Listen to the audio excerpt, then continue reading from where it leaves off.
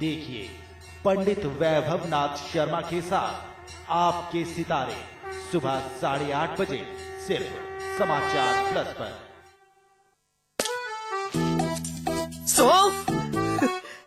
इलायची, खजूर, मिश्री, वाह, सब एक से बढ़कर एक है, मगर कोई अपना बड़प्पन नहीं जताता, है ना?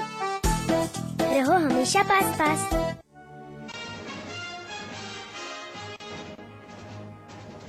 दिग्विजय सिंह ने लखनऊ में पार्टी लाइन से हटकर की बयानबाजी। दिग्गी ने माना कि सिलेंडर सब्सिडी मामले में सरकार से हुई चूक, केवल 6 सस्ते सिलेंडर का फैसला गलत। नए साल पर उत्तराखंड के लोगों को मिलेगा महंगाई का तोहफा। दूध के दामों में जल्द होगा इजाफा, 1 से 2 रुपए तक हो सकता है इजाफा।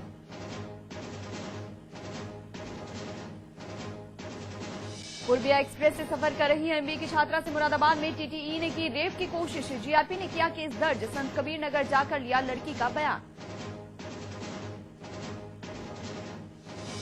वाराणसी में मोक्ष पाने के लिए मां बेटी ने की खुदकुशी। सुसाइड नोट से हुआ खुलासा, कोयम्बटूर से आई थी मां बेटी।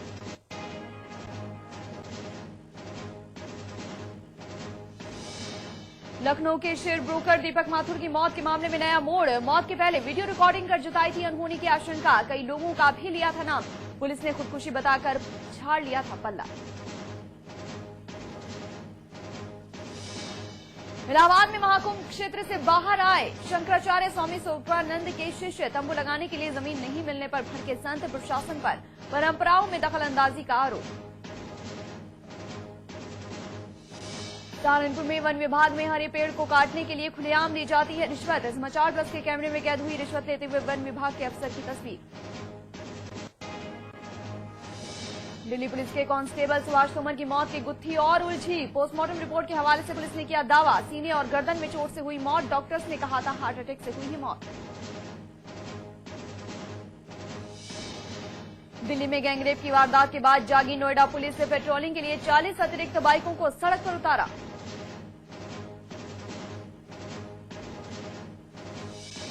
और उत्तर भारत में कपकपा देने वाली सर्दी का सितम जारी। सामान्य से कई डिग्री नीचे गिरा तापमान। कोहरे की वजह से सड़क और रेल सेवा चरमराई।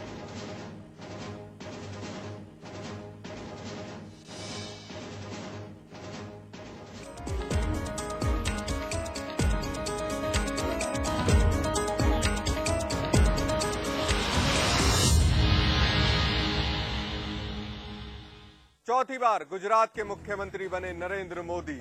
आज नरेंद्र मोदी को अहमदाबाद के सरदार पटेल स्टेडियम में गुजरात की राज्यपाल ने शपथ दिलाई। नरेंद्र मोदी के शपथ ग्रहण समारोह में पार्टी के कई बड़े नेता भी मौजूद रहे। मोदी के साथ 7 कैबिनेट मंत्रियों और 9 राज्य मंत्रियों ने भी शपथ ग्रहण की। नितिन पटेल, आनंदी पटेल, रमन वोरा, भूपेंद्र सिंह, सौरभ पटेल, गणपत वासवा और वाहभाई बोखरिया ने कैबिनेट मंत्री के रूप में शपथ ली। शपथ ग्रहण समारोह में बीजेपी अध्यक्ष नितिन गडकरी और पार्टी के वरिष्ठ नेता लाल कृष्ण आडवाणी के अलावा लोकसभा और राज्यसभा में नेता प्रतिपक्ष सुषमा स्वराज और अरुण जेटली, मध्य प्रदेश के मुख्यमंत्री शिवराज सिंह चौहान और छत्तीसगढ़ के मुख्यमंत्री रमन सिंह शामिल हुए। तमिलनाडु की मुख्यमंत्री जयललिता की मौजूदगी ने अटकलों को मजबूत किया कि अन्ना द्रमुक बीजेपी नित एनडीए से फिर जुड़ सकती है। जैसे कि उम्मीद की जा रही थी, मोदी से दूरी बनाकर रखने वाले बिहार के मुख्यमंत्री नीतीश कुमार और उनके उप मुख्यमंत्री सुशील कुमार मोदी भी इस कार्यक्रम से दूर रहे। दिल्ली में गैंगरेप के विरोध में हो रहे प्रदर्शनों के दौरान घायल हुए कांस्टेबल सुभाष तोमर की मौत की गुत्थी उलझती जा रही है। पोस्टमार्टम रिपोर्ट में बताया गया है कि उसकी मौत की वजह चोट लगना थी। हालांकि इसके पहले मौत का कारण दिल का दौरा पड़ना बताया जा रहा था। पोस्टमार्टम रिपोर्ट के बाद दिल्ली पुलिस ने दावा किया है कि कांस्टेबल सुभाष तोमर की मौत चोट की वजह से हुई है। पोस्टमार्टम रिपोर्ट का हवाला देते हुए दिल्ली पुलिस के एडिशनल कमिश्नर केसी द्विवेदी ने कहा कि चोट की वजह से सुभाष तोमर को दिल का दौरा पड़ा, जिस वजह से उनकी मौत हो गई। वहीं पोस्टमार्टम रिपोर्ट में यह भी बताया गया है कि कांस्टेबल के सीने, गर्दन और पैरों पर भी चोट लगी थी। गौरतलब है कि सुभाष तोमर की मौत का मामला पल पल नया रूप लेता जा रहा है। इससे पहले राम मनोहर लोहिया अस्पताल के डॉक्टर टीएस सिद्धू ने कहा था कि कांस्टेबल के शरीर पर किसी तरह की चोट नहीं थी। वहीं इससे पहले मौके पर सुभाष तोमर को अस्पताल में भर्ती करवाने वाले चश्मदीद ने भी ऐसा ही दावा किया था। जो हमारे कांस्टेबल श्री सुभाष तोमर का देहांत हुआ था, इस एजिटेशन के दौरान उनका चोट लगने से उनकी आज पोस्टमार्टम रिपोर्ट हमको मिली है और उसमें उनके मरने का जो कारण है, जो कॉज ऑफ डेथ है, वो डॉक्टर्स ने बताया। वो मैं आपको सूचित करने के लिए आया हूँ यहाँ कि उनकी जो मृत्यु है वो उनके सीने पर और उनकी गर्दन पर चोट लगने के कारण, जो कि किसी ब्लंट ऑब्जेक्ट से या उनको उनकी हड्डियों पर, सीने पर जो है वो चोट मारने से हुआ और उसके कारण फिर उनको जो है वो एक हार्ट अटैक भी हुआ और उनकी मृत्यु हुई। पहले डॉक्टरों के बयान और अब पोस्टमार्टम रिपोर्ट, दोनों में विरोधाभास के कारण बेशक कांस्टेबल की मौत का राज गहरा रहा है, लेकिन पोस्टमार्टम रिपोर्ट से दिल्ली पुलिस के उस दावे को मजबूती मिली है जिसमें पुलिस ने कहा था कि प्रदर्शनकारियों ने ही प्रदर्शन के दौरान कांस्टेबल पर हमला किया था, जिससे उसकी मौत हुई। भारतीय जनता पार्टी के 2 पूर्व राष्ट्रीय अध्यक्ष उत्तर प्रदेश से हैं और भारतीय जनता पार्टी के राष्ट्रीय कहे जाने वाले चेहरों में भी उत्तर प्रदेश के चेहरों की कमी नहीं है, लेकिन अब इन चेहरों का जादू फीका पड़ता चला जा रहा है। इसीलिए बीजेपी को मोदी के करिश्माई चेहरे की जरूरत है। भाजपा प्रदेश कार्यालय के सामने सजे मोदी के ये पोस्टर इस बात को और भी पुख्ता करते हैं। और हो भी क्यों ना, जब प्रदेश के कई दिग्गज भाजपाई अटल जी के जन्मदिन पर अलग अलग दिखाई देते हैं और उनकी सियासत की विरासत को पुख्ता करने के लिए कोई 88 पार्कों का शिलान्यास करता है तो कोई तहरी भोज करके अपनी सीट की दावेदारी पक्की करने की बात करता है। वहीं एक तीसरा खेमा बड़ी बिल्लियों की लड़ाई में रोटी का टुकड़ा किसी और के हाथ में थमा देने के संकेत देता है। उत्तर प्रदेश में सियासत की विरासत को लेकर रार तो हमेशा बनी रहती थी, लेकिन दिल्ली की सत्ता का लड्डू अब मीठे से परहेज करने वाले नेताओं को भी ललचाने लगा है। लखनऊ में कांग्रेस के प्रतिनिधि सम्मेलन में कांग्रेस के दिग्गज नेताओं ने पार्टी कार्यकर्ताओं को 2014 यानी लोकसभा चुनाव के लिए तैयार रहने की नसीहत दी। इतना ही नहीं, भारत सरकार के किए गए कामों को आम आदमी तक पहुंचाने का निर्देश भी दिया। 2014 में होने वाले लोकसभा चुनाव के लिए कांग्रेस ने तैयारियां शुरू कर दी हैं और आज लखनऊ में एक प्रतिनिधि सम्मेलन करके आगामी चुनाव में कांग्रेस को बहुमत कैसे मिले, इसके लिए अपने कार्यकर्ताओं से चर्चा भी की। साथ ही यूपी में हुए विधानसभा चुनाव में मिली शिकस्त पर चर्चा की। यूपी कांग्रेस कार्यालय में आयोजित इस प्रतिनिधि सम्मेलन में कई केंद्रीय मंत्रियों, सांसदों सहित कांग्रेस के महासचिव दिग्विजय सिंह ने भी शिरकत की और विपक्षियों पर जमकर बरसने के साथ ही केंद्र सरकार द्वारा किए गए कार्यों का बखान भी किया। हालांकि इस मौके पर अपने कार्यकर्ताओं के अंदर जोश भरने के लिए कांग्रेस महासचिव विपक्षियों पर जमकर निशाना साधा और केंद्र सरकार की उपलब्धियों को भी गिनाया। उन्होंने ये भी कहा कि गैस सिलेंडर के मामले में कुछ गलती हुई है, लेकिन वो सरकार की मजबूरी थी और सरकार द्वारा एफडीआई और प्रमोशन में रिजर्वेशन जैसे बिल जनता की भलाई के लिए है। इस मौके पर गुजरात के मुख्यमंत्री नरेंद्र मोदी पर भी बोलने से नहीं चूके। कांग्रेस के दिग्गज नेता जब पार्टी कार्यकर्ताओं नेताओं को जीत का गुरु मंत्र सिखा रहे थे, ठीक उसी वक्त पार्टी के विधायक और बड़े नेताओं का भी गुस्सा जमकर फूटा और कांग्रेस पार्टी के इस हाल के लिए उन्होंने कांग्रेस के बड़े नेताओं को ही जिम्मेदार ठहरा दिया। उत्तर प्रदेश में गरीब लोगों को मुफ्त कंबल बांटने के मामले में सूबे के समाज कल्याण राज्य मंत्री नरेंद्र वर्मा ने सफाई दी है। नरेंद्र वर्मा का ये दावा है कि उत्तर प्रदेश सरकार की तरफ से सभी जनपदों में कंबल बांटने के लिए पैसा भेज दिया गया है और जल्द ही पात्र गरीब लोगों को मुफ्त कंबल भी मिलने शुरू हो जाएंगे। जनता को खुश करने और अपने चुनावी घोषणाओं को पूरा करने की कवायद में जुटी समाजवादी पार्टी की सरकार अब जल्द ही अपने एक और चुनावी वादे को अमली जामा पहनाने जा रही है। दरअसल समाजवादी पार्टी सरकार ने ये दावा किया था कि जल्द ही पूरे प्रदेश में गरीबों को मुफ्त कंबल बांटे जाएंगे, लेकिन जहां ठंड अपने शवाब पर है, वहीं अभी तक गरीबों के लिए न तो कंबल की व्यवस्था हुई है और न ही रैन बसेरों की।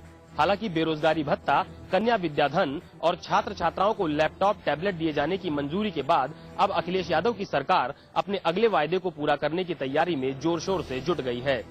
अपने चुनावी घोषणा पत्र में सूबे की गरीब महिलाओं को 2-2 साड़ी और पुरुषों को कंबल दिए जाने की घोषणा के बाद अब सरकार जल्द ही इसे लागू करने भी जा रही है। हालांकि विभागीय मंत्री सफाई दे रहे हैं कि अभी जनपदों में धनराशि भेज दी गई है और जल्द ही कंबल वितरण भी शुरू हो जाएगा, लेकिन अभी तक पूरी तरह से अमल शुरू नहीं हुआ है। 2 करोड़ गरीब महिलाओं को साड़ी और 50 लाख पुरुषों को कंबल देने की योजना बनाई गई है। विधानसभा चुनाव के दौरान समाजवादी पार्टी ने अपने चुनावी घोषणा पत्र में युवाओं को रिझाने के लिए टैबलेट और लैपटॉप की तरह गरीबों का समर्थन पाने के लिए गरीबी रेखा के नीचे जीवन यापन करने वाली महिलाओं को 2 साड़ी और पुरुषों को कंबल देने की घोषणा की थी। हालांकि सूबे के समाज कल्याण राज्य मंत्री नरेंद्र वर्मा का दावा है कि पूरे प्रदेश में जनपदों में जिलाधिकारी की अध्यक्षता में 5 सदस्यीय समिति भी बनाई गई है और कई जनपदों में टेंडर भी हो चुके हैं। न केवल कंबल बल्कि ठंड से बचाव के लिए लखनऊ के प्रभारी मंत्री शिव प्रताप यादव ने भी निर्देश दे दिए हैं। कई जनपदों में टेंडर हो भी गए हैं, क्योंकि एकाएक ठंडक शुरू हुई, इसलिए हमारी सरकार का पूरा प्रयास है कि यथाशीघ्र हम बीपीएल को कंबल वितरित कर दें। कई जगह टेंडर हो गए हैं, कई जगह टेंडर हो रहे हैं। जैसे मेरे गृह जनपद सीतापुर में टेंडर होकर के कंबल आ भी गए हैं और वितरण 1 दिन में शुरू होने जा रहा है। ठंड से बचाव के लिए न केवल कंबल बल्कि रैन बसेरों की व्यवस्था का भी दावा किया जा रहा है। लखनऊ के प्रभारी मंत्री एसपी यादव ने ये दावा किया है कि वो खुद मौके का मुआयना करेंगे और अगर किसी अधिकारी की लापरवाही पाई जाती है तो उसके खिलाफ सख्त से सख्त कार्रवाई भी की जाएगी। उत्तराखंड बीजेपी के नए अध्यक्ष की ताजपोशी के लिए नए साल यानी 2013 का इंतजार करना होगा, जिसकी वजह यह है कि अध्यक्ष पद के चुनाव की तिथि और एक बार आगे खिसक गई है। जी हां, भारतीय जनता पार्टी में नए प्रदेश अध्यक्ष का इंतजार और बढ़ गया है, यानी साल 2012 के खत्म होने तक उत्तराखंड भाजपा को नया सारथी नहीं मिल पाएगा। खुद पार्टी के वर्तमान अध्यक्ष बिशन सिंह चुफाल ने इस बात की पुष्टि की है। उनका कहना है कि भाजपा हाईकमान प्रदेश अध्यक्ष के चुनाव की नई तिथि तय करेगा, लेकिन सूत्र बताते हैं कि हाईकमान के लिए लगातार बढ़ रही दावेदारों की संख्या के बीच सर्वमान्य अध्यक्ष तय करना मुश्किल हो रहा है। आपको बता दें कि भाजपा प्रदेश अध्यक्ष के चुनाव की तिथि तीसरी बार आगे खिसकी है। हालांकि बिशन सिंह चुफाल इसके लिए नरेंद्र मोदी के शपथ ग्रहण को कारण बता रहे हैं, लेकिन हकीकत ये है कि पार्टी के अंदर अध्यक्ष पद के चुनाव को लेकर भारी खींचतान मची है। सहारनपुर वन विभाग पेड़ों के कटान की परमिशन देने के नाम पर जमकर अवैध वसूली कर रहा है। शासन द्वारा सहारनपुर को मैंगो बेल्ट घोषित किए जाने के बावजूद भी नोटों की चमक और सिक्कों की खनक वन विभाग के अधिकारियों को कट रहे हरे आम के पेड़ों की ओर से अपनी आंखें बंद करने पर मजबूर कर रही हैं। समाचार प्लस के कैमरे के सामने 9,500 की रिश्वत ले रही है साहब वन विभाग में डिप्टी रेंजर के पद पर तैनात हैं। लकड़ी ठेकेदार से खुलेआम रिश्वत ले रही है साहब, उसको ये भी बता रहे हैं कि ये रुपये उसके अकेले के नहीं बल्कि डीएफओ समेत सभी अधिकारियों में बंटने हैं। पूरे मामले से जब डीएफओ साहिबा को अवगत कराया गया तो उनका साफ कहना था कि मामले की जांच कराकर आरोपी के खिलाफ सख्त कार्रवाई की जाएगी, मगर अभी तक ना तो जांच कमेटी बनी है और न ही लकड़ी ठेकेदार से कोई बयान ही लिए गए हैं।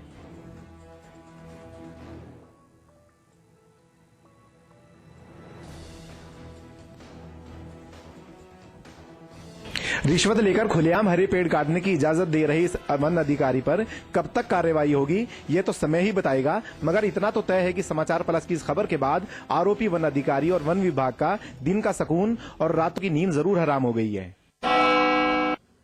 पिछले कई दिनों से चल रही गैरसैंण में विधानसभा भवन की चयन प्रक्रिया आखिरकार पूरी हो गई है। जी हां, अब गैरसैंण के भराड़ीसैंण में विधानसभा बनाने पर मोहर लग गई है। पिछले काफी समय से गैरसैंण में विधानसभा भवन के भूमि चयन को लेकर सरकार द्वारा माथापच्ची की जा रही थी।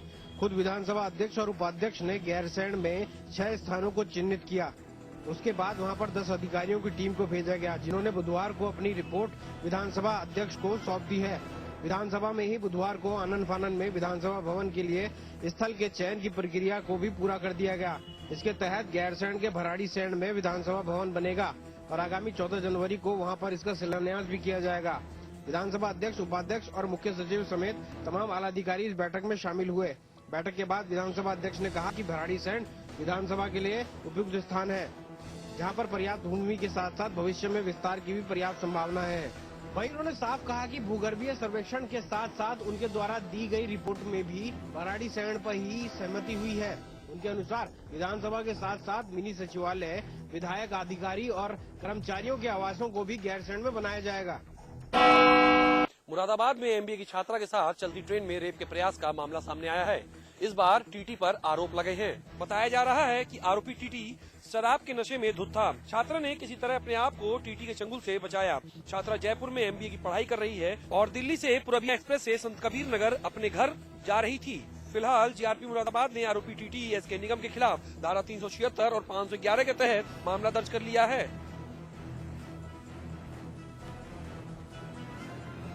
को बहुत ज्यादा मतलब वो चाह रहा था टीटी की कैसे कैसे हम तीनों को अलग ही रखना चाह रहा था, वो किसी के साथ नहीं रखना चाह रहा था।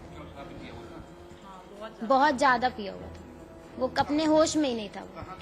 ठीक है, हम लोग पूरे डरे हुए थे, वो शराब के नशे में धुत था और हम लोग के ऊपर ही हरकतें करने की उसकी वो थी। बिटिया बताए कि ट्रेन में कुल